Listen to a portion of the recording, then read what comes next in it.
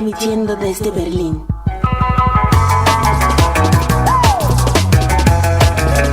Para todos aquellos nómadas de la tribu del mundo que desean ser escuchados. Cultura, arte, música y experiencia urbana. Radio Nómada. Hola, ¿qué tal? Bienvenidos aquí a Radio Nómada Berlín. Hoy tenemos una buena noticia y es que vamos a empezar un podcast inédito y nuevo que va a hablar sobre cine. Este podcast ha surgido en relación a una de las actividades y eventos culturales que se están llevando a cabo aquí en Berlín, que es Cineforum Berlín. Aquí esta noche tenemos a dos invitados especiales que serán, bueno, los managers y los conductores de este podcast a lo largo de lo que dure. Tenemos a Carlos Ibarra de Valencia y a Jorge Trujillo de Colombia y de España. Bueno, tiene doble nacionalidad. ¿Qué tal? ¿Cómo estáis? Muy bien, encantado de esta nueva aventura, muy contento. Sí, yo también, es una cosa que hablar de cine y en la radio es maravilloso y con amigos pues mucho mejor. Bueno, yo para empezar tengo varias preguntas, ¿no? Empezamos por ti, Jorge.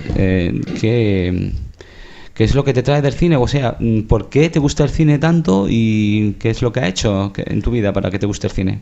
La verdad que yo lo descubrí bastante tarde, digamos a final del bachillerato. Creo que he vinculado mucho el tema de la política con el cine. Empecé a interesarme por la política a finales en primero bachiller, segundo bachiller, y empecé a descubrirlo también a través de la política. Y eso pues me vinculó a enamorarme locamente de lo que contaban las películas. Y igualmente en mi casa siempre se ha visto mucho cine, pero digamos que empecé a darle como más contenido y a interesarme por cómo hacerlo. Ya una vez tenía que decidir qué carrera iba a hacer. Y a partir de ahí siempre lo he llevado desde entonces. Hace 12 años, política y cine ha sido como mi vía. ¿Y qué carrera has estudiado? Yo soy de comunicación audiovisual. Uh-huh. Y luego un máster de guión y dirección y luego un máster de política. Entonces, todo completito. Todo completito, all in one. Exacto. ¿Y Carlos, qué tal? Muy bien, pues encantado. Yo la pasión por el cine intuyo que viene por mi abuelo, ¿no? Que no está, al menos en este mundo. Él era un grandísimo fan y devorador de cine. Mis padres, cuando eran jóvenes, iban antes a lo que se llamaba cines de arte y ensayo, ¿no? En todo lo que es la provincia de Alicante y la región de Valencia. Y bueno, y todo eso pues me marcó, ¿no? Ya desde pequeño. Y en los últimos años sí que me he orientado hacia un cine más social, un cine más político, que es una de las razones por las que la Berlinale es como mi gran momento del año, el que más disfruto. Lógicamente de adolescente y un poco después pues era el cine un poco más comercial, ¿no? Pasé mi época de cine de horror y gore, que creo que todos con 14, 15 la mayoría hemos pasado. Y bueno, y va deveniendo a medida que uno madura y uno va viendo el mundo y a uno mismo de otra manera. Y bueno, pues yo estudié turismo.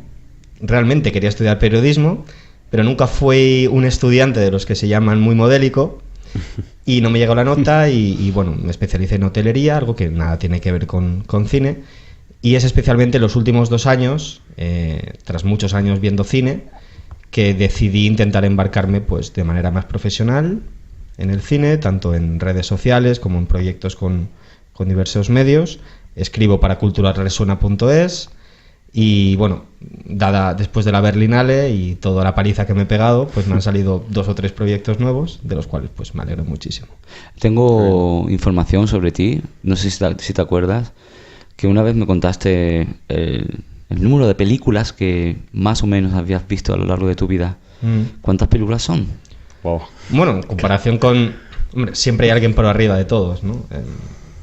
Pero hay una web que es realmente mi favorita, que es Film Affinity.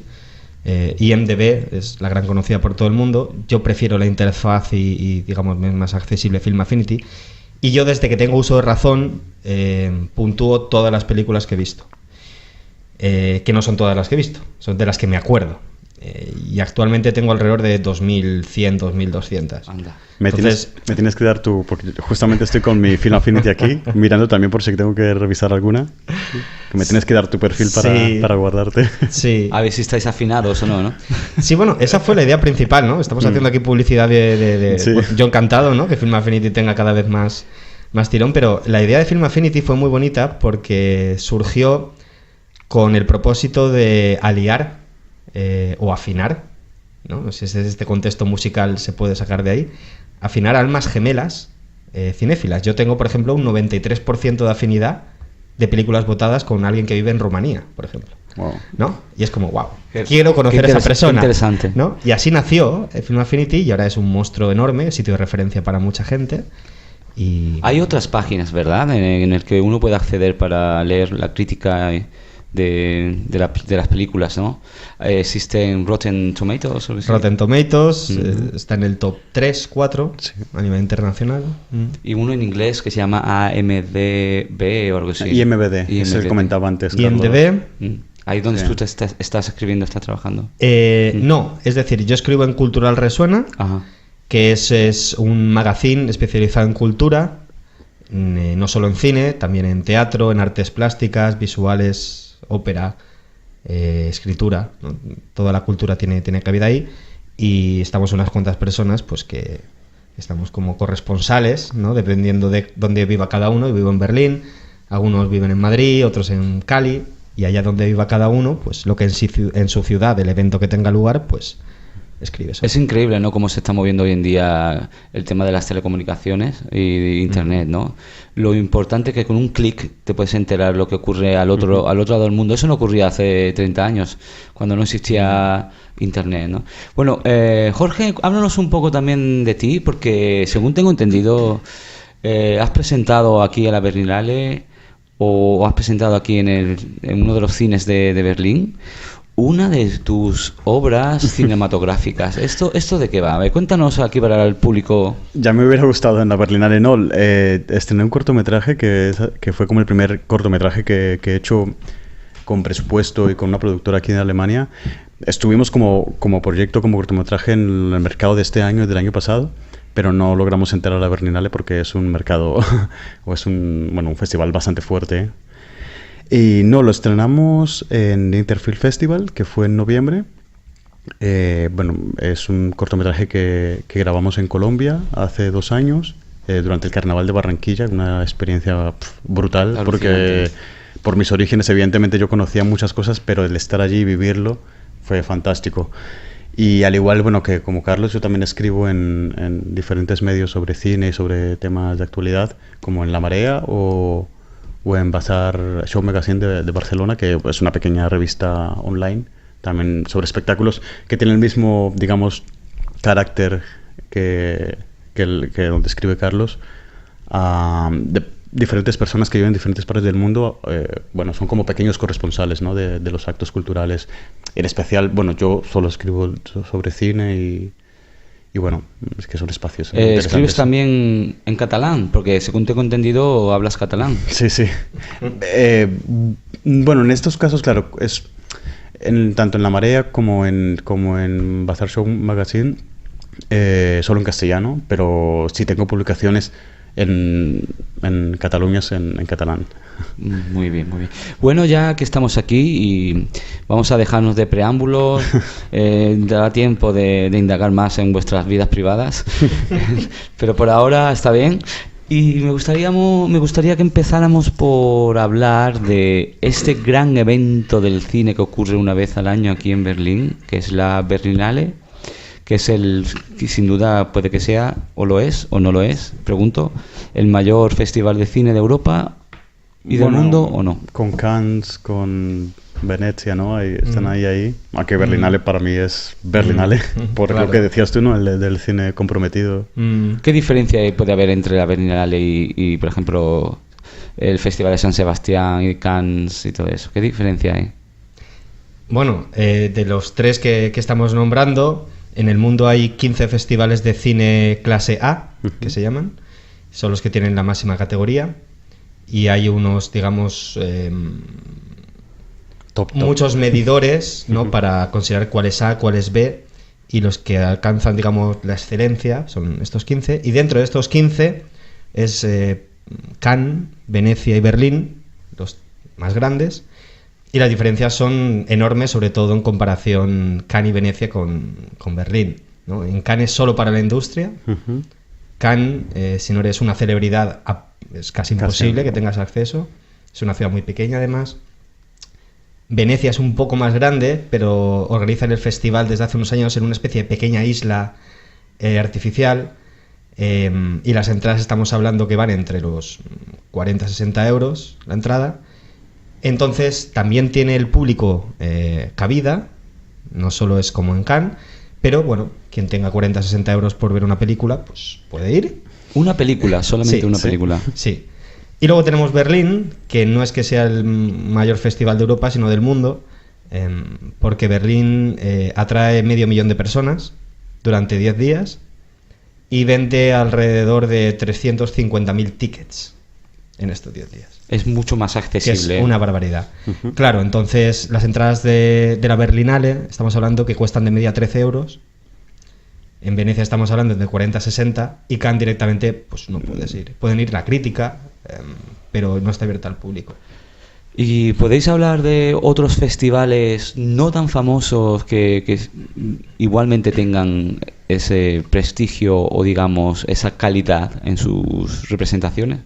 Bueno, yo creo que si nos trasladamos a España, San Sebastián, Málaga, Gijón, Sevilla también, Sevilla, en los últimos años, está muy bueno. Bueno, Huesca quizás también, sí, Valladolid. Hay un montón. Bueno, nos hemos olvidado de Sitges. Bueno, Sitges y lo de Barcelona, Derechos Humanos, Docs Barcelona. Sitges claro, es cine de ficción, fantasía y terror, o sea que está enmarcado... el de Sitges, claro. El de Sitges está realmente enmarcado en una temática o en 2 o 3 temáticas muy específicas. Entonces, bueno, eso en parte es positivo, ¿no? Porque la gente que le gusta ese cine tiene ahí un lugar, y en parte, pues bueno, a quien le guste otra temática, pues es posible que ese festival no la traiga. A mí me ha sorprendido porque, de hecho, la primera vez que fui a Sitges hubo películas que, aunque tenían algo de fantasía, eran bastante dramáticas y me sorprendió mucho. Están abriéndose, ¿no? Yo he escuchado en los últimos años que hay películas que un poco con calzador dentro de temática, pues, horror, fantasía, ciencia ficción, y yo lo veo muy bien, ¿no? De hecho, el primer cortometraje en la universidad en el que participé era Script, o sea, hace, no sé, 10 años, en Barcelona. Ganó en cortometrajes el mejor... dirección Nobel.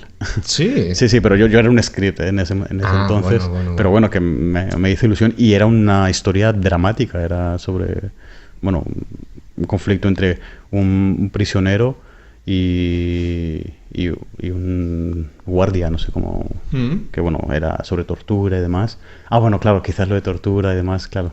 Vale, por ahí entró, ¿no? Pero claro, yo lo veía un poco tan dramático que por la situación y por lo que fue la historia, que me parecía, hostias, qué raro que haya ganado nuevas autorías y demás. Pero bueno, sí, ahora que lo pienso, mira, hace tiempo que no lo pensaba, ahora que lo pienso, claro, la sangre y demás, claro, eso es Sitges. Sí, el tema de la temática, yo creo que dentro de una película está muy diversificado, igual que, por ejemplo, las coproducciones, ¿no? Sí.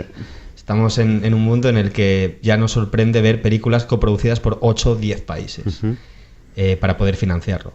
En el tema de la temática también está muy abierto y ceñir una película, decir, es de terror o es de drama o es de comedia, sí, ya no hay un límite, ya no es el clásico cine enmarcado. Ya está más abierto. Y por ejemplo, Desirée Defez, una de las voces en la crítica española de más peso, ella está especializada en cine de terror, muy asidua a Sitges, y ella comentaba en algún programa de radio y escribiendo que hay muchas películas que son de terror y que mucha gente sale decepcionada diciendo, pues no me ha dado miedo, porque hay muchos tipos de terror. Un terror no tiene que ser monstruos dando sustos. Claro. Y ni tampoco terror psicológico. Hay muchos tipos de terror. Entonces hay películas que tienen muchos géneros, y una de ellas toca el terror de alguna manera, y por eso pues sí es la... Bueno, es un tema muy interesante porque el concepto de terror en el cine varía según la cultura, ¿no? El terror en el cine japonés no tiene nada que ver con el terror en Europa, en Occidente, ¿no? El terror de japonés, bueno, se basa en planos muy largos, muy lentos, y de pronto el corte que hay es impredecible, no sabes lo que te vas a encontrar. Es posible que te encuentre no un aullido o un ruido estrepitoso, sino simplemente una imagen también silenciosa, pero que te puede causar como un terror. Es muy interesante ese tema. O incluso con todo eso que estáis hablando me ha recordado un poco, no sé si estaréis de acuerdo, pero Amenábar con los otros, una de las escenas maravillosas que me parece es crear terror o miedo en una escena que es todo claridad. No sé si recuerdas la escena de Nicole Kidman en el espacio todo cubierto por mantas blancas y entrando luz, recuerdo, que da mucho miedo y es totalmente claro. O sea, cuando asociamos el terror al oscuro, a lo que no se ve, y es totalmente claridad. Es claridad y da un miedo. O sea, bueno, al menos yo lo pasé mal la primera vez que la vi. Bueno, es un poco también matices, ¿no? Dentro del... Al respecto de lo que él comenta, yo pongo siempre dos ejemplos. Para mí, en el cine moderno, los últimos 20 años, Shyamalan, yo creo que nadie como él ha entendido el terror.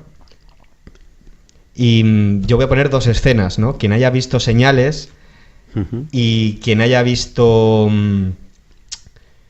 la primera, no me viene ahora el nombre, la gran con la que el Sexto Sentido. El sexto sentido, sí. El sexto sentido. El sexto. El sexto. El sexto. El sexo no, el sexto. Bueno, es que... en Google puede salir de todo. Exacto.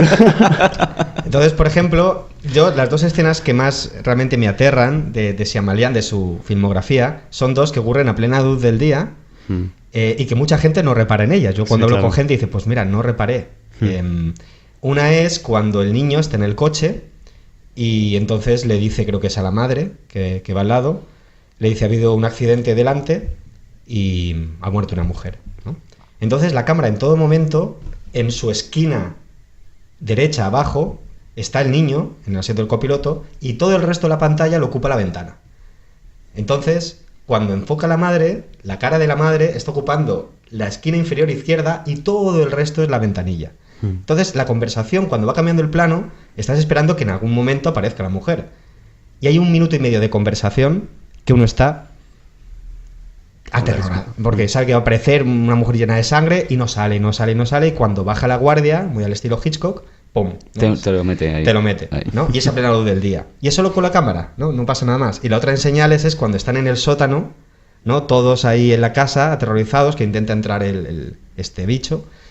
Y pasa la noche, llega el día, se despiertan y dice, vamos a atrevernos a salir. Sale Joaquín Phoenix, sube las escaleras y la cámara se queda enfocando el rellano arriba de la escalera. Vemos a Joaquín Phoenix doblar y ahí se queda la cámara. Y pasan como 30 segundos que no se mueve la cámara, no hay ningún ruido y uno está esperando pues que lo devore a Joaquin Phoenix, que salga un bicho y no sale. Uno está 30 segundos esperando que salga y no sale. Y al fondo hay una vidriera y entra el sol. A mí me aterrorizó esa escena. Sí. Bueno, y sigamos hablando de la Berlinale, por ejemplo. Sí, que nos hemos ido un poquito. La Berlinale, ¿cuándo se fundó? La Berlinale se fundó en 1951 y la película inaugural fue Rebecca, de Alfred Hitchcock, ¿no? Con una C en español, con 2 Cs en su versión original. Y bueno, yo creo que es una de las grandes películas de la historia del cine. ¿Qué significado tiene la Berlinale para una ciudad como Berlín? Porque Berlín, según tengo entendido, siempre fue una productora de cine, ¿no? Aquí se grabaron las primeras películas de cine mudo experimentales, ¿no? Como ahí tuvimos el placer de dar un ciclo en Cineforum Berlín, Café Madame, y estuvimos proyectando el vampiro de Düsseldorf, el gabinete del Dr. Galigari, Metrópolis, etcétera. Expresionismo alemán, ¿no? De los años 20. Exactamente. ¿Qué significado tiene la Berlinale en este contexto de Berlín? Bueno, yo creo que significa lo que significa Berlín, ¿no? Berlín es la capital mundial en el siglo XX, perdón, ¿no? A nivel cultural, a nivel político, a nivel de cómo se dividió el mundo, a nivel todo. Berlín es la capital del siglo pasado. Entonces, en ese contexto, pues toda esa explosión tan diversa a nivel cultural y a nivel político, pues como yo entiendo el cine, que es la mejor expresión para hablar de la vida, supongo que en ese contexto el cine de aquí o el propio festival tiene ese impulso por la propia germen o por la propia explosión que hay en Berlín en todos los sentidos. No sé, no conozco mucho la historia ni la trayectoria, pues porque he descubierto el cine un poco más tarde, más tarde hace 10 años o 15, pero... Es curioso esa opinión. Bueno, se podría contextualizar en un tiempo más actual, sí. Pero desde mi opinión, como historiador que soy también, pienso que Berlín representó el comienzo del cine moderno, en donde se empezó a experimentar, a crear, básicamente a experimentar con los aparatos, ¿no? Con las cámaras, con los planos, incluso con la música, ¿no? Y aquí hubo mucha libertad en ese campo, ¿no? Y después, tuvo su época gloriosa en los años 20, que fue el principio del cine, digamos, moderno. Y fue bruscamente recortado o cortado por la subida al poder del nazismo, ¿no? Entonces, para mí Berlín representa un centro de cultura, un templo de cine por su tradición. Y la Berlinale, en cierto modo, es una expresión de esa tradición del cine, ¿no? ¿Qué piensas, Carlos? Perdón. Sí, especialmente lo que se ha convertido en los últimos 20 años, la Berlinale es en un cine que refleja la realidad, ¿no? Es un cine especialmente político y social.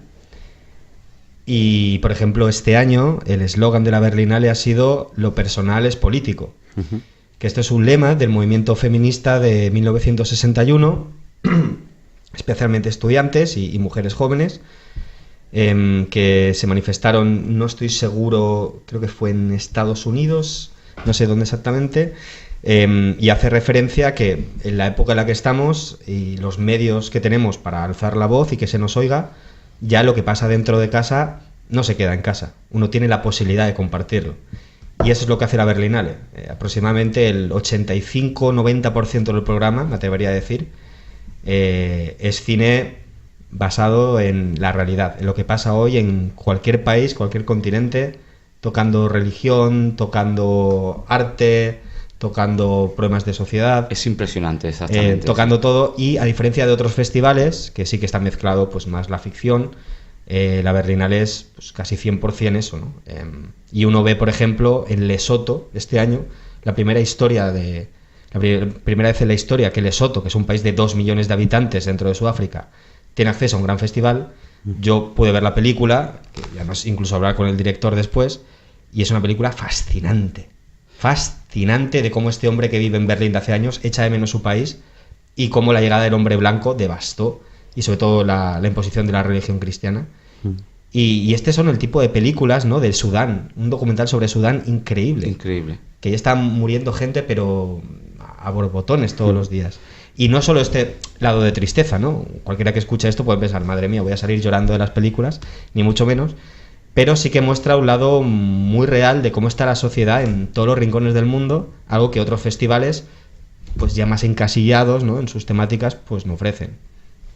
Pues tengo entendido porque cuando presentamos el corto, mi corto Darío, que no fue seleccionado, comentando con gente así, con directores que habían presentado también sus cortos, no sé, la verdad que no he visto muchos cortos en ninguna edición de la Berlinale en la que yo he estado, pero ellos tienden más en cortometraje a lo experimental o no, o también es un poco una línea ortodoxa no realista, o sea, realista, sí. Realmente la Berlinale prima el cine social y político, basado, como he dicho, en la realidad, Ujú. pero no es que no abra las puertas a un cine, por ejemplo, fantástico y demás.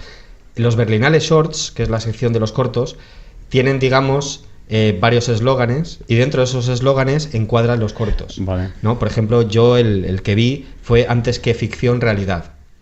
Entonces ellos pues se encuadraban en esto. Que curiosamente, dentro de ese había uno de animación. Y uno dice, bueno, ¿qué tiene que ver la animación con la realidad? Y era de un hombrecillo que sale de dentro de un hombre.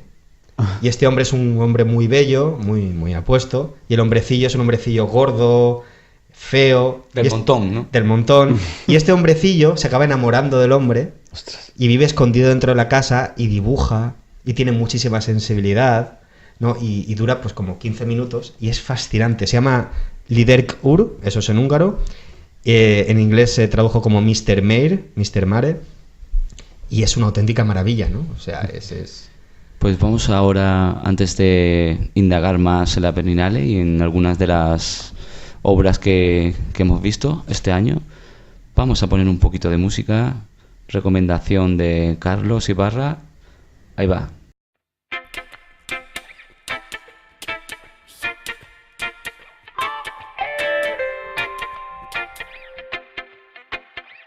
Oh no, my day. And I said, Rastaman say, oh no, do.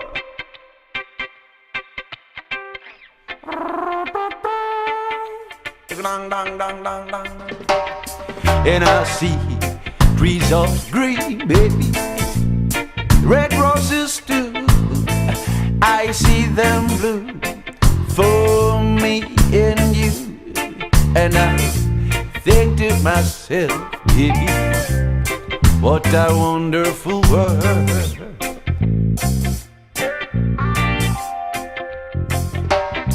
And I see skies of blue, baby, and clouds of white, the bright blessed day, the dark sacred night. And I think to myself, darling, what a wonderful reggae world. Oh, no, baby.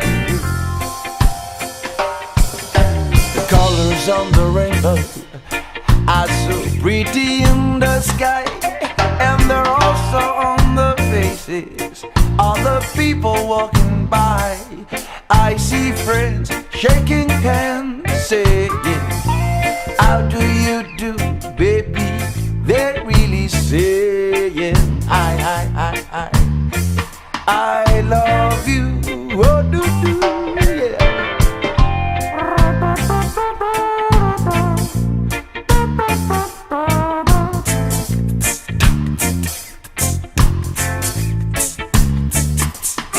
And I think to myself, darling, what a wonderful reggae world. Oh, no, I'm saying, what a wonderful world now,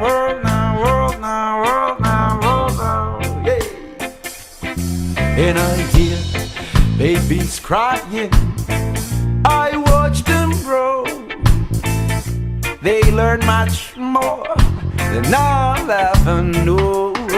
And I think to myself, baby, what a wonderful world. And I think to myself, what a wonderful. And I think to myself, yeah, what a wonderful world. Oh no, reggae, what a wonderful. Oh no, man,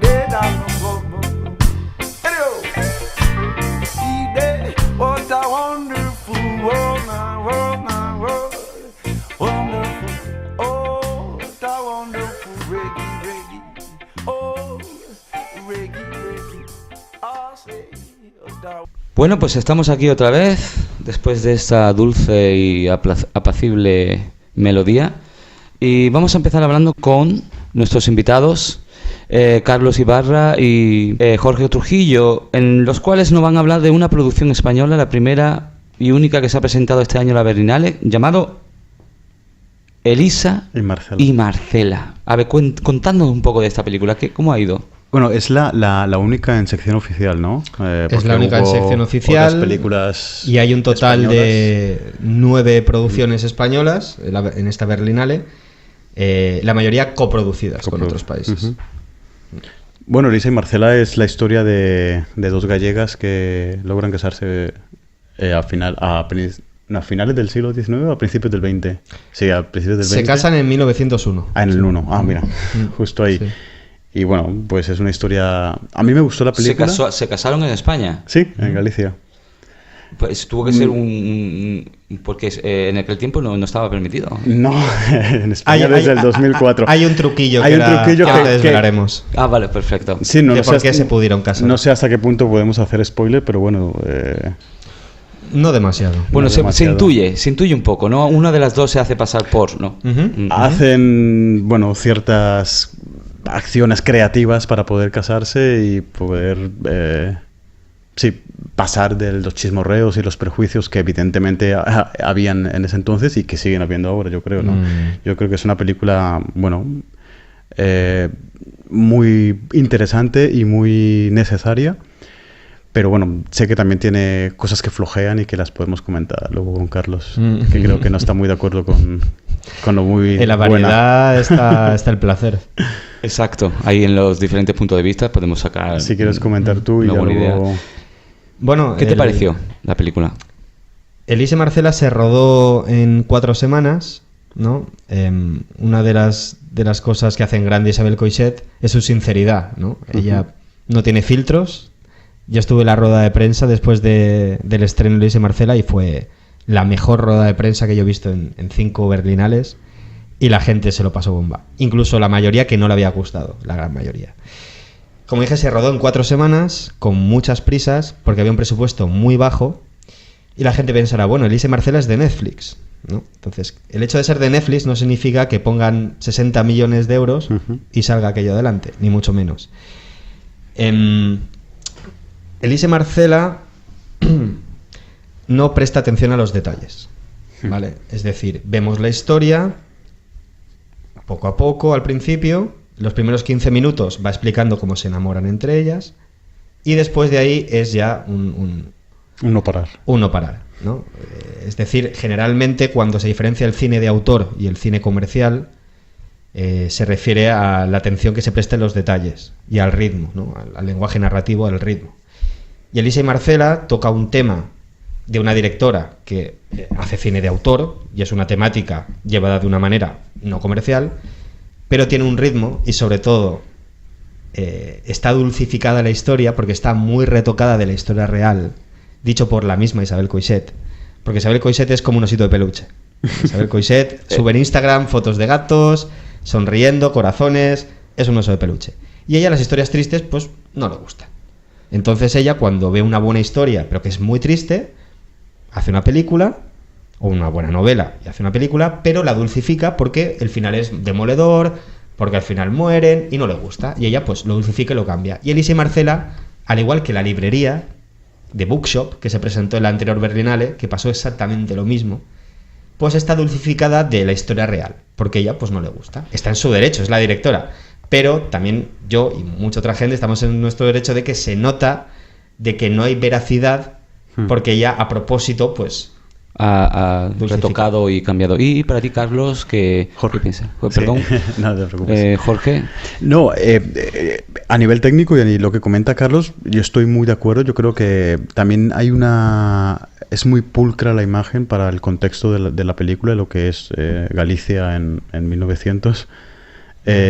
Y también hay una estética muy de HD, muy de Netflix, muy televisiva, que también que no invitaba a meterse, ¿no?, en la historia, a meterse con los personajes. Pero creo que, no sé si tengo algo... Yo tengo cierto cariño a Isabel Coixet, no sé por qué, porque tampoco he visto, ni es mi directora favorita, ni he visto muchas películas. Sí que he visto 3 o 4 películas que me han dejado muy tocado de ella. Y rescato como la importancia, sobre todo actualmente en España, por el debate que se está dando en ciertos sectores, bueno, muy retrógrados que están ganando fuerza en España. Y sí la rescato como una película necesaria. Yo creo que el final cuando terminé de verla y quien la vaya a ver cuando se estrene o cuando ya esté, creo que en la plataforma de Netflix creo que ya está disponible, si no me equivoco. Bueno, en teoría tiene que llegar antes a salas de España. Ah, de España, claro. Se supone, ¿no? Fue una condición que puso Coixet a Netflix. Vale. Yo me quedé con la sensación de, ostras, no sé si me gustó o no, porque es necesario, pero todo esto de ir tan a saco, y que en el fondo también se me hizo lenta. El ir tan a saco se me hizo lenta en el sentido de, ostras, como que ya sé lo que va a pasar, pero luego cuando vi el final y cuando empezaron los créditos y cuando la gente que la vaya a ver y vea las imágenes de los créditos, pensé, ostras, no es una gran película, pero es muy necesaria precisamente más por la temática, ¿no? Sí, exacto, por lo que significa, sí. por los debates que se dan, por una lucha de una visibilidad y sobre todo por la importancia del documento, aunque es una ficción evidentemente, pero inspirada en hechos reales, como documento histórico de ese momento, porque yo no conocía esa historia de esas dos mujeres que se casaron y que es maravilloso, y que luego cuando aparecen las imágenes del final, que ya lo veréis, dije, vale, sí que es muy necesaria, aunque no es una gran película. Entonces la defiendo en ese sentido, y la defiendo también por el cariño, entre comillas, que le tengo bastante a Isabel. Hay una cuestión que bueno, podríamos debatir también, ¿no? Porque hacer una película histórica siempre requiere de un riesgo muy grande, sobre todo por la ambientación. Antes ha comentado Jorge que la indumentaria, los vestidos, ¿no?, que parece que no iban como muy a juego o muy en sintonía con la época. No, más que la ropa y demás indumentaria, es un poco la imagen es tan limpia, todo tan perfecto, todo tan blanco, todo tan poco sucio, que yo creo que en la Galicia rural yo creo que era un poco más guarro todo, aunque hay una escena también con elementos gastronómicos gallegos muy interesante, muy divertida. Exactamente, ese es el problema, ¿no? Porque cuando se hacen películas históricas, la mayoría de las veces no se invierten en elementos o en una investigación. Por ejemplo, en el cine británico, creo que leí una vez que existe un asesor histórico especializado en hacer cine histórico, y es el que va a chequear o a filtrar las imágenes y los vestuarios para que se amolde a la época histórica de la que se está grabando. Y es por eso muy interesante que en la mayoría de los países no hay eso. En España sí tuvimos un cine en los años 80 y, digamos, también un poco de los 90, que se cuidó mucho eso, ¿no? El tema de la vaquilla, ¿no? De Berlanga, ¿no? Es una película que está cuidada, cada centímetro de tela que se aparece, cada esquina, También, bueno, cuando se grabó esa película también el pueblo que se rodó estaba completamente intacto, igual al 36, ¿no? A 1936. Entonces, ahí juega unos cuantos elementos, ¿no? Que para mí, como historiador, pienso que los directores deberían de esmerarse más en ese tema, ¿no? En la fotografía que se asemeje realmente a la época. Y si es verdad que en la Galicia rural las mujeres iban descalzas, los niños iban descalzos, sucios, y los pobres realmente tenían una ropa nada más para toda la semana. A lo mejor cuando iban a misa era cuando se ponen, ¿no? Ellas eran profesoras, o sea que, bueno, no sé si hasta qué punto su nivel económico era relativamente... Las profesoras rurales. Bajo, sí, pero igualmente... Muy bajo. El de las dos era muy bajo. Bueno, para ir a un convento en esa época, no sé hasta qué punto. Era como un convento, ¿no? De una escuela. Y ella profesora, sí. ¿Sabes? En 1900. Bueno, no sé. El de ya no me acuerdo cuál era Elisa, cuál era Marcela, ¿no? Natalia de Molina y Greta Fernández. Sí. Una es de familia muy humilde. De familia muy humilde, la otra... Faltaba acento gallego ahí también, me di cuenta que faltaba mucho acento gallego, perdona. Sí, no, sin duda, faltaba mucho, pero lo que comentabas antes, Chesco, ojalá más quisiera el director, más quisiera él, que la película estuviera más cuidada, que prestaran más atención a los detalles y que estuviera más sujeta a la realidad de la época histórica que trata. Por desgracia, la época de los grandes directores de los años 50, 60 y las grandes casas de Estados Unidos, eso ya pasó. Y excepto unos pocos privilegiados, pues el director tiene la mano que tiene. Incluso en el montaje de la película son unos pocos privilegiados que ellos mismos editan sus películas, el resto se las editan. Por eso muchas veces vemos la versión del director, ¿no? Como el director pues realmente tenía pensado. Y con Elisa y Marcela el problema es que fueron 4 semanas para hacerlo todo. No da tiempo a casi nada. Eso es difícil. Y los niños hablaban un español, un castellano bastante bueno. Y entre uno de los periodistas le preguntó, bueno, es que en Galicia en 1900 los niños del pueblo no hablaban castellano. No hablaban. Entonces, claro, y Coixet reaccionó como, no, sí que... Sí que hablaba. Sí que... Y entonces ella le salió, yo entiendo, Jorge, porque te encanta, porque es que es maravillosa, una persona tan sincera, y dijo, mira, te voy a hacer una cosa. Se rodó en 4 semanas. No tenía tiempo para encontrar niños que no supieran hablar castellano. No me dio tiempo. Fue sincera y... No me dio tiempo, así que dije, pues mira, cojo estos y les pongo un poco... Bueno, tiene acento gallego de por sí. Uh-huh. Y es así, o sea, hay que quererla de esa manera... Y yo la amo con locura. Y ella dijo que se iba a tirar al río, que después de estrenar Nadie quiere la noche, hace 3 años era Berlinale, que abrió la Berlinale una película suya, se quiso directamente tirar al río, tirarse al río Spree, que pasa por el centro de Berlín, porque la acogida fue terrible. Los palos que recibe Isabel Coixet hace 3 años fue terrible, sobre todo de los medios, ¿no? De comunicación. Uno, si ve Nadie quiere la noche en cualquier página que hemos estado comentando antes, verá que ninguna llega al 6, ¿no? Y si no es que baja al 4 o al 3. Y Elisa y Marcela pasó lo mismo. Tuvo muy mala acogida y de hecho Isabel Coixet dice que ya no va a volver a la Berlinale. Hay una foto en la que todos los directores y grandes actores ponen su firma, y ella no solo puso su firma, escribió abajo que esta es la última vez que van a ir a Berlín. ¿En serio? Sí. De hecho no se quedó ni a la gala. Bueno, nosotros desde aquí nos gustaría decirle que si nos escuchara... Estás invitadísimo. Está invitado, Isabel, que por favor que no nos dejes, que aquí hay gente que aunque hagamos un punto crítico, hagamos una crítica a sus películas, seguimos amando sus películas y su cine, porque... Yo creo que tienen maravillosas películas. Claro, la crítica es una crítica personal. Hacer películas es muy complicado, muy complicado. Muy complicado. Y a veces te enfrentas a los mayores palos del mundo, ¿no? Y una cosa muy importante que comentabas, ojalá también en España tuviéramos una financiación importante para poder contratar a un historiador y mirar cada detalle, ¿no? Pero tendremos, no será por falta de historiadores. No, por falta de inversión. De presupuesto, sí, claro. Exacto. Bueno, lo que ocurre también en estos casos es que en la historia de España siempre ha sido un poco decimonónica y positivista, entonces nunca ha tenido un punto de vista o un foco de estudio sobre particularidades de la historia. Pongo un ejemplo, por ejemplo, ¿no?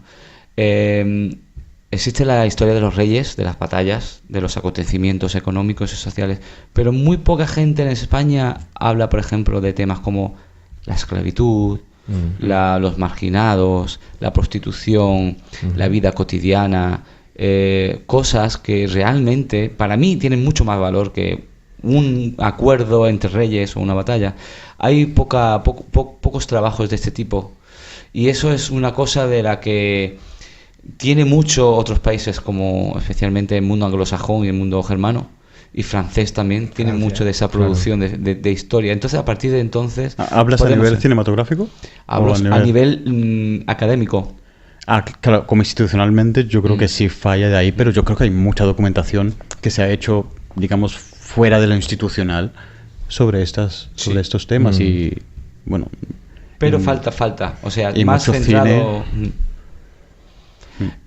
Pues bueno, vamos a pasar a la sección de hablarme un poco de las 2 o 3 obras que habéis visto aquí en la Berlinale, que os haya gustado, os hayan gustado bien, sobresaliente, notable o bien, o suspenso. También podemos hablar de suspensos. Venga, empezamos por ti, Carlos. Bueno, yo de las 32, 35 películas que me vi... Madre 32. Bueno, el año pasado vi 50. O sea que, wow. Lo que pasa es que ¡Qué envidia! Claro, no, vimos tus ojeras en el Facebook. Sí, ya en redes sociales. No, en esta ocasión quise tomarlo, ¿no? con más tranquilidad, y además tenía 4 entrevistas. Una de las cuales es de las 3 películas que os comentaré, Y bueno, decidí tomármelo con más calma. La película favorita de la gran mayoría de medios que estaban allí fue So Long, My Son, ¿no? La china, que la traducción vendría a ser algo así como Tanto tiempo, hijo mío, ¿no? So Long, ¿no? Más o menos. Y es de un director que se llama Wang Xiaoshuai, y este hombre ya ha ganado en Berlín, en sus 2 anteriores películas lo ha ganado todo. De hecho, ganó el Oso de Oro, ganó el mejor guión, y ganó un tercer oso que no recuerdo. Y de hecho es la segunda vez en las 69 ediciones de la Berlinale que una película gana los 2 osos a mejores actores, ¿no? Mejor actor, mejor actriz. Y la pareja de So Long, My Son pues se llevó las 2 estatuillas. El único precedente es de hace unos cuantos años, de 45 Years, que ganó Charlotte Rampling con alguien más que no recuerdo ahora. Y esta película son 3 horas que uno ve las últimas 30-40 años de China. Y uno lo ve a través del prisma de unos padres que pierden a un hijo. Esto pasa nada más empezar la película. Los cines Avalon, justo ahora una amiga periodista me lo ha escrito hace pues como una hora. O sea que esto es noticia de... Primicia. Esto es primicia. So Long, My Son, gran triunfadora de la Berlinale, va a ser estrenada por los cines Avalon, que hasta donde yo sé están en Madrid y imagino que en algunos puntos más, espero. Y bueno, desde aquí un altavoz grande para que vayáis a verla. Y como decía, explica los últimos 30-40 años de China, centrándose en esta ley que impide tener más de un hijo por familia, por esta masificación que tienen. E imaginaros, cuando nace más de un niño, cómo se van buscando para que este niño se quede con quién. Al final, pasadas décadas, ahí nadie sabe quién es su hermano, quién es su padre de verdad, quién es el padre de acogida, ¿no? Y todo eso lo explica partiendo de esa base. Un niño que muere y queda un hermano huérfano. Pero ese hermano será de verdad hermano, Yeah. ¿no? Y es increíble, ¿no? Así que So Long, My Son yo la pongo en el tope.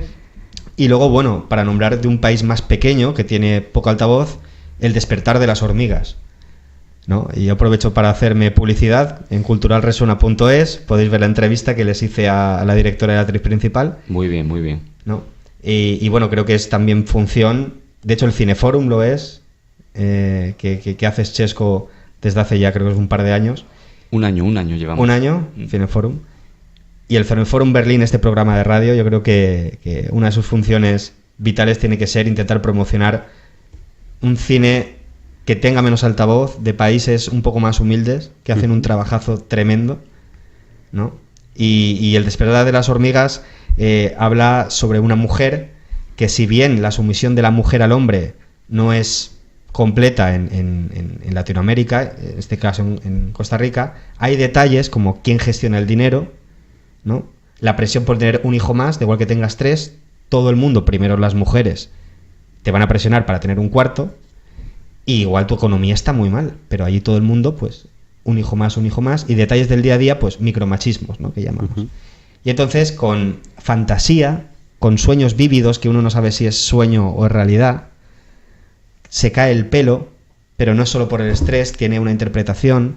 El tema de las hormigas tiene 2 y 3 tipos diferentes de interpretaciones. Aparecen hormigas a lo largo de la película y es una maravilla. Y bueno, ojalá tenga algún tipo de altavoz en San José, la capital de Costa Rica. Se estrena en junio. Y bueno, ojalá alguna plataforma se atreva a llevarlo, ¿no? Desde aquí mi segunda recomendación. Y la tercera, bueno, es muy complicado, ¿no? De 32, 35 no sabría muy bien qué decir. Yo voy a decir gracias a Dios, porque habla de pederastia y habla de la Iglesia y habla de un juicio que se está llevando en Lyon a día de hoy, y el 7 de marzo se dicta el veredicto contra un arzobispo que encubrió a un cura que abusó de casi 100 niños durante 3 años. Toma ya. Casi 100 niños, que estamos hablando pronto. En Francia hay una ley que dice que pasados 20 años de que uno cumpla la mayoría de edad, prescribe. No puedes tomar acciones legales. Vale. Entonces, habla la historia de unos hombres que ya pasados los 40 empezaron a denunciar que este cura abusó de ellos, pero ya habría prescrito, ¿no? Había un par que faltaban meses para que prescribiera. Entonces todos juntos se aunaron para a través de redes sociales, a través de... Porque, digo, es actual, tan actual como que hoy, que es día 22 de febrero, pues faltan apenas 2 semanas para que se sepa si este arzobispo pues va a la cárcel o no. Y el padre Preinat, que es el que abusó y violó a estos niños, quedó absuelto porque ya había prescrito, ¿no? Habían pasado 20 años. Y esto en Francia es un clamor. François Busson, cuando recogió el premio, dijo: en mi país, que es ultracatólico, sobre todo Lyon, que por lo visto es de lo más católico que hay, va a ser muy mal acogida, yo lo sé, pero esto es un tema muy importante. Y a contrario de lo que se pensaba, se va a programar, creo que en unos, no sé, 600 cines de Francia. O sea, lo cual a mí me da una alegría tremenda, ¿no? Es una especie de contraataque, ¿no? Ante el ataque de haber sido absuelto, pues ahora se han organizado para que hagan más ruido todavía. Más ruido. Sí, sí. Y ganó el Oso de Plata a Mejor Película, por cierto. Ajá. Gracias a Dios. ¿Y tú, Carlos, qué recomendaciones tienes para el Jorge. Jorge, perdón. Es que estoy entre tanto monta tanto Isabel como Fernando. Estoy un poco como liado, en plan como pom, pero perdonadme. No te preocupes. Sé vuestros nombres muy bien, ¿eh? Espero que sí. No, yo, a diferencia de las últimas 3 ediciones que vengo a la Berlinale, esta es la primera vez que he trabajado durante la Berlinale. He trabajado en otra cosa, claro, porque otras veces he venido exclusivamente para ello. Y solo he podido ver, lamentablemente, 3, que es una Elisa y Marcela. La otra es Monos, que es colombiana, de Alejandro Holandes. Y Sembradores de Vida, que es un documental de 2 hermanos, de Diego y Álvaro Sarmiento, que es de Perú. Bueno, yo recomiendo las 3, ¿no? ¿De qué van Sí. los otros 2 el documental de Monos y...? No, es de ficción. Es de ficción, Monos. Sí, Mono es una película que trata... es una película un poco extraña, sobre todo si no sabes nada de Colombia, te cuesta un poco entrar. Yo tengo bastante conocimiento del tema de Colombia, del conflicto, y es como un grupo de... Claro, no queda claro si son paramilitares o militares, pero parece un campamento de un experimento de un tío que está un poco loco, y sí que relata un poco cómo es la formación de estos grupos clandestinos, pero ya te digo, parece un campamento. Y hay una cosa súper graciosa que soltamos la carcajada, creo que la gente que era de Colombia, los que tenemos origen colombiano, porque al principio es una anécdota que es del principio y que no es spoiler, que sale una vaca que se llama como una cantante muy conocida de Colombia, y claro, os podéis imaginar las carcajadas en la sala sobre una vaca con ese nombre, ¿no? Pero es un personaje polémico, la mujer esta de la vaca, la que tiene nombre de vaca. No es polémica. ¿No es polémica? ¿Por qué no lo digo? O lo preguntas por qué no lo digo. Se no llama Waka Waka. Exacto. Waka Waka. No, bueno. La cantante. Vale, la cantante de Waka Waka. Por Exacto. cierto, esa canción es un plagio total de una canción africana. Africana. Pero Sí. plagio total. Bueno, creo que- ¿qué cosa no es plagio? Ya, Ya, exacto. prácticamente. Tuvieron también problemas con la bicicleta, con Carlos Vives.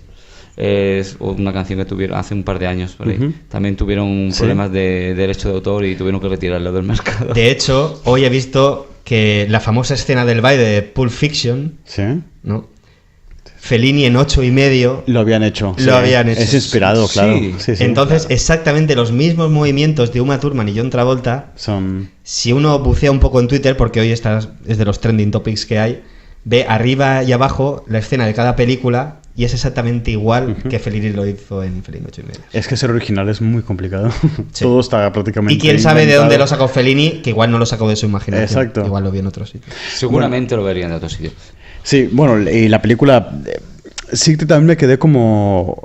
Cuando la terminé de ver dije... Ostras, no sé si me gustó o no, porque había una forma... No sé si el director trataba mucho el conflicto como... con un filtro de espectador de televisión en Colombia, ¿sabes? Como muy... una visión como también de un cine como muy norteamericano, muy... pero a la vez, claro, trataba temas interesantes como el propio conflicto armado. Y es que parecía un grupo... No quedó claro si era un grupo guerrillero o un grupo paramilitar, o sea, de extrema derecha o de izquierda. Pero es una película que yo creo que hay que ver y que alguien que esté más o menos enterado de lo que sucedió en Colombia, porque en principio la guerra ha terminado, en principio, entre comillas. Y es una película, bueno, muy interesante en ese sentido. Luego, Sembradores de Vida, me pareció, yo que de las 3 que vi, me pareció la mejor porque, bueno, trata un poco de un colectivo al sur de Perú, de cómo cultivan tradicionalmente sus productos, ¿no? La quinoa, que está tan de moda en los mercados biológicos y super guays y cools, y toda una tradición, sobre todo con el concepto que las comunidades indígenas tienen en América Latina de la Pachamama, ¿no? De cuidar la tierra. Y era muy interesante porque también es un tema de actualidad por el cambio climático, ¿no? De volver quizás a unas tradiciones de cuidar la tierra, porque ellos hablaban de que ellas hablan del cuerpo de la mujer como que la generadora de vida y que la tierra es mujer que genera esa vida y que hay que cuidarla. Cuando la machacas, pues no hay nada que hacer, o sea, estamos destruyendo nuestra propia madre, ¿no? Y es ese concepto de la actualidad de proteger la tierra, de proteger nuestro planeta, que es lo que nos está dando vida. Y también creo que es un documental, no sé hasta qué punto tendrá una distribución, una exhibición en Europa o en España, no sé, en América Latina, pero yo creo que es un documental muy, muy interesante. Es curioso el tema de la Pachamama, del respeto a la naturaleza. En cierto modo está ocurriendo en todos lados, ¿no? Incluso en Europa, aunque nosotros digamos que nos vemos como una potencia en el cual producimos un tipo de agricultura extensiva, intensiva, con mucho potencial y todo muy sofisticado, pero en el fondo en el medio rural español todavía quedan personas que realmente cuando cultivaban la tierra lo hacían de una manera sacralizada e incluso respetuosa. Sin embargo, bueno, con las nuevas peticiones en el mercado europeo, te pongo el caso en Málaga, en la zona de la Axarquía, de donde yo soy, hay una fiebre auténtica por plantar frutos tropicales, ¿no? Nosotros somos quizás uno de los principales o el principal distribuidor de aguacates y mangos aquí en Europa. Productos totalmente tropicales. Exactamente. Qué fuerte. En un microclima, que es mi comarca, la comarca donde yo vivo, la Axarquía, y también en la parte de Motril, que es otro valle donde hay un río, ¿no? ¿Ha hecho algún anuncio Antonio Banderas promocionando? Pues seguramente, no lo he visto, pero seguramente. No sé. El tema es que lo que está ocurriendo es el cultivo tradicional que siempre ha existido allí es de secano, porque hay pocos afluentes. Almendros, olivos, algarroba, etcétera, ¿no? ¿Qué está pasando? Están quitando los viejos árboles, incluso cortando los olivos que pueden que tengan 200 o 300 años. Se lo están cargando, quitando el medio para plantar aguacates y mangos. ¿Qué es lo que ocurre? Estos árboles son árboles tropicales, necesitan de bastante agua. Aunque tienen un sistema de riego muy sofisticado por goteo, que se controla mucho los niveles de agua y todo eso, sin embargo, se requiere de bastante agua, ¿no? Porque son montes y montes que se están plantando de aguacate. ¿Qué es lo que ocurre? Nosotros allí en el sur tenemos unos momentos cíclicos de 5 años de sequía y 1 año o 2 de muchas lluvias, pero cada vez son más largos los periodos de sequía. Y pienso que en un futuro eso va a crear un problema muy grande, y no solamente a nivel en referencia al agua, sino en referencia a los bichos, ¿no? O sea, los bichillos estos que atacan, que por eso se le meten tantos sulfatos y tantas químicas a las plantas para que no maten esos frutos. Pero bueno, en líneas generales... Bueno, eso el cine lo tiene que reflejar también, ¿no? O sea, yo creo que una de las tendencias a las que el cine debería dirigirse es a nuevas preocupaciones, que de hecho, por ejemplo, la Berlinale está tocando el tema de fumigaciones. El año pasado, un par de películas de Argentina muy interesantes al respecto. Sí, El olivo, me ha recordado, el olivo de Iciar Boyaín, de 2016, creo que fue. Sí. Un poco a este respecto. De esa tradición, de eso. Ese sentimiento a la tierra, a estar vinculado a la tierra. Es una preciosa película, sí. Y luego esta Berlinale hay un documental que se llama 2040, que desde un lado muy entretenido, que la gente le va a entretener mucho, explica cómo un padre pone en 2019 en perspectiva cómo sería la vida en 2040 para su hija, que tiene 5 años, si él empieza a hacer algo por el mundo o si no hace nada. Entonces este padre se embarca a visitar un montón de países, ver qué están haciendo con energía solar, placas solares, para cultivar la tierra sin químicos, de manera natural, y entre realidad y ficción, entre la hora y de aquí a 21 años, vemos a la niña viviendo en un mundo lleno de verde y todo el mundo, ¿no?, un respeto al medio ambiente, o por el contrario una especie casi de apocalipsis, ¿no?, prácticamente que nos alimentamos terrible.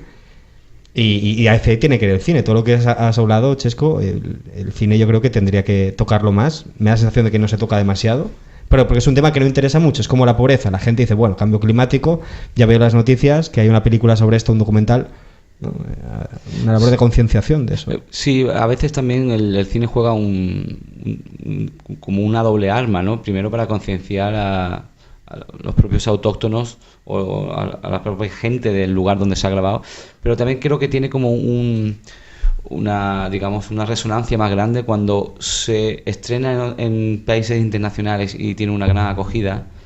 Es posible que a la gente de la que hablo o de la que está enfocada esa crítica les duela más, ¿no? Porque es como si a nadie le gusta que le critiquen, y menos gente de otros países, ¿no? Entonces es muy bueno que esas películas, cuando juega ese doble papel, películas que vienen del Perú, o que vienen de Sudán, o que vienen de países como estos, vienen aquí a Europa y la gente wow, se queda con el shock o con esa esto no puede ser, hay que cambiar la cosa. Entonces eso tiene como esa función. Bueno, vamos a acabar. Muchas gracias por estar aquí y vamos a despedirnos ya. Carlos, muchas gracias por venir. Vamos a repetir esto seguro. Gracias. Jorge, vamos a volver seguro, ¿no? Sí, sí, por supuesto. Y vamos a quedarnos con una canción que tú has... Sí, que es la banda sonora de un peliculón de los últimos años, que es Boyhood. Oh, maravilloso. Y es la canción que cuando vi esa película dije, ¡buah! ¿Por qué no he hecho yo esta película? ¿Por qué no? Habla con Linklater. Ya. Pues ahí vamos. Muchas gracias y gracias por tu paciencia. Hakuna por estar Matata. Escuchando. Hakuna Matata y patata frita también. Hasta la próxima, colega. Chao.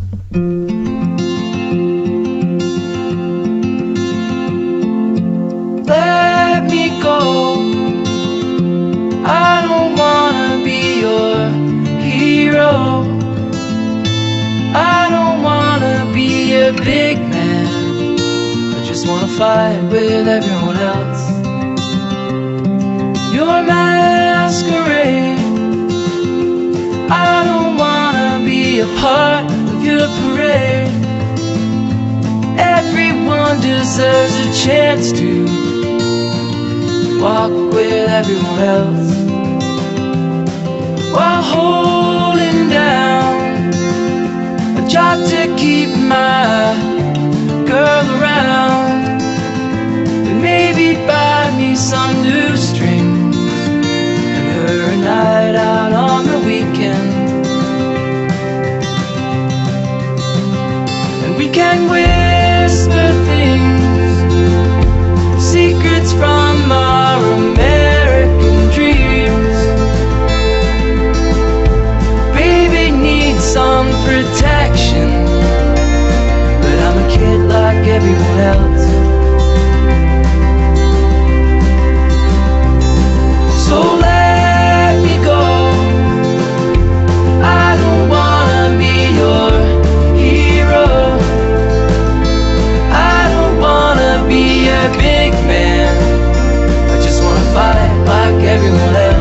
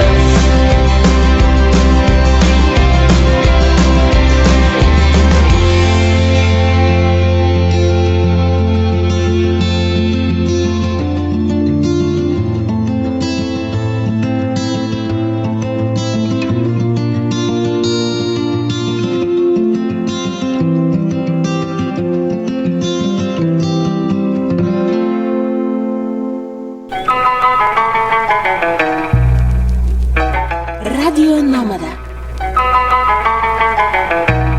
Podcast emitiendo desde Berlín.